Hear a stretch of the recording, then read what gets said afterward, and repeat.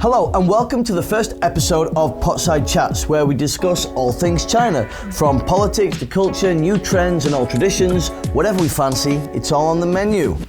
Well, in some episodes we'll have guests, but the point of all of this is to just have a nice relaxed chat over some great food and drinks.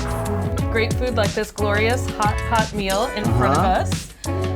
So trivia time. Running a country is like cooking a small dish. Who said it?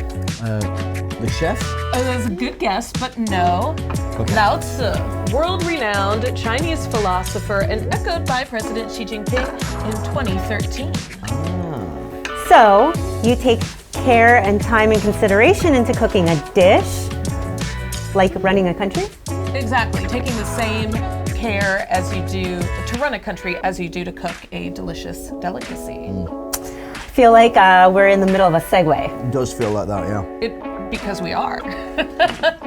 So speaking of running a country, today at our Potside Chat, or our hot Potside Chat, we're going to talk about the 2 sessions. God, it feels like a second ago that we were doing 2-session videos from last year, because we took to the streets and we spoke to people about what they hoped for 2021. And then we did that video about women in power, and we spoke to some female NPC deputies, and we looked at women in history, like Shen Jilan. As of 2020, 24.9% of the almost 3,000 NPC seats are held by women, closely matching the worldwide average of 25.5% of women in national parliaments and 20.1% in Asia. You know, I've actually been here since 2013, so 8 years. And of course I've heard of the 2 sessions, but I just find it so confusing to many people as to what it is. Yeah. To grossly oversimplify, the CPPCC is responsible for discussing big issues and drafting policies, and then the MPC is responsible for voting on those policies and then enacting important legislation. Yeah, okay, so I understand how the 2 sessions work, but like, what can we actually see?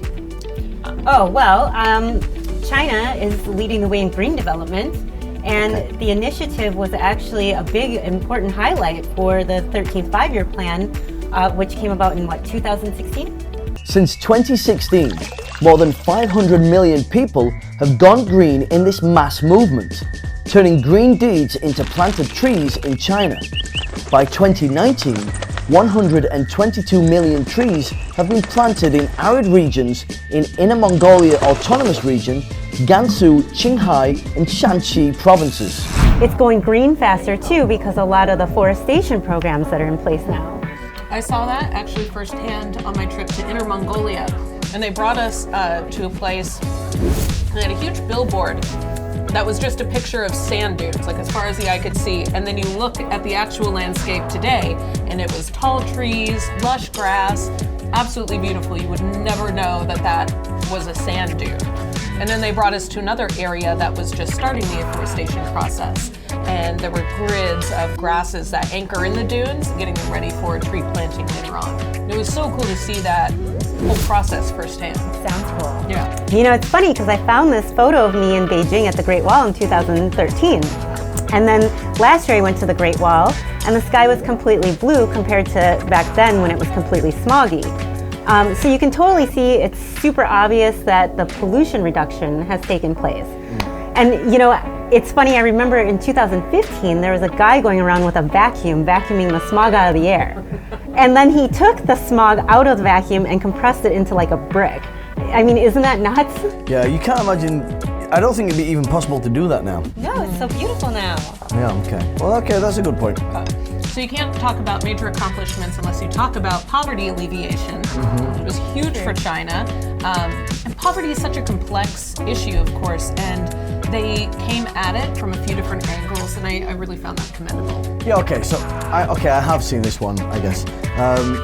Over the last couple of years, we've traveled around China and have made lots of documentaries, and we actually made one in Guizhou province, and we visited a Dong ethnic minority village, and they were using this folklore of mythical fairies to help farmers sell produce online via social media apps. So that was kind of wild, because you couldn't think that how could you connect the 2, but it really works.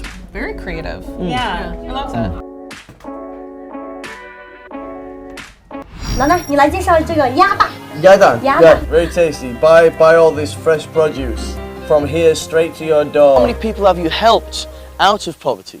全村是有109户的贫困户，然后通过1年半的扶贫呢，全部贫困户都脱贫了。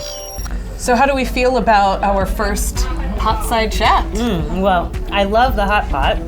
Delicious. But actually, I mean, I think after talking about it with you guys, I've learned a little bit more about the 2 sessions. Yeah, and it is nice to actually talk about it, because when you hear about these big government meetings, sometimes it's harder to like connect it to everyday lives and how it actually affects you. But when you think about it, there's a lot of good and there's a lot of things that are in place, and our lives are better because of it. Absolutely. Well, thank you for joining us today for our first Potside chat, and hopefully many more to come. We'll see you next time, but we're going to finish our hot pot feast. Yeah, I want some more of this. Let's go. It's so good.